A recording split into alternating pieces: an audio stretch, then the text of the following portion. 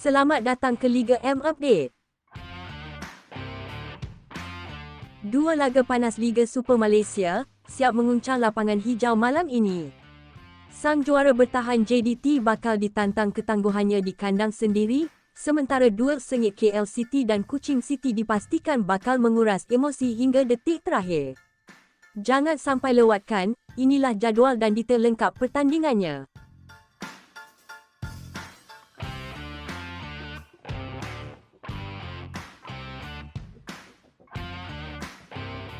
Dua aksi panas berlangsung Rabu ini.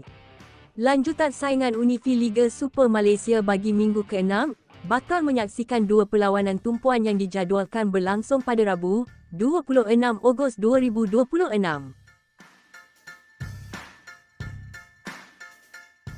Perlawanan pertama bakal menyaksikan Gergasi Tanah Air, Johor Darul Ta'zim, JDT FC, melayan kunjungan Kelantan FC di Stadium Sultan Ibrahim.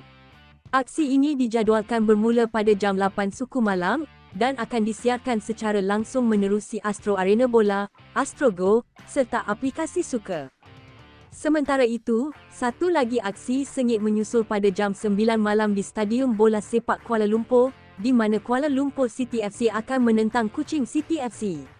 Para peminat boleh menyaksikan perlawanan ini di Astro Arena Bola 2, AstroGo, dan Suka.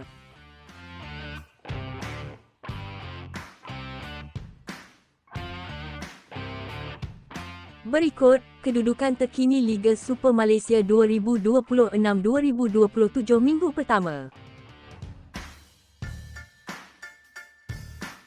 Saingan Unifi Liga Super Malaysia musim ini bermula panas. Selangor FC berjaya bertenggait di tangga teratas carta Liga selepas meledak 4 gol dalam aksi pembukaan sekaligus mengumpul 3 mata penuh dengan beza gol campur 3. Persaingan di kelompok atas dilihat amat sengit apabila 6 pasukan teratas berkongsi mata yang sama hasil kemenangan di perlawanan pertama. Johor Darul Ta'zim, JDT, Negeri Sembilan FC dan Terengganu FC mengekor rapat di tangga kedua hingga keempat selepas mencatatkan keputusan identik menang 3-0.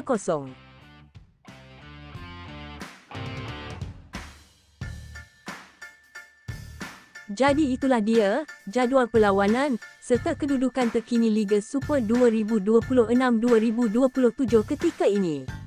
Segala yang anda perlu tahu tentang Liga Super Malaysia ada di sini, Liga M Update. Teruskan sokongan anda, jangan lupa like, share dan langgan saluran ini, sebab di sinilah anda akan dapat berita terkini dan paling pantas tentang bola sepak tempatan. Jumpa lagi dalam update seterusnya, geng.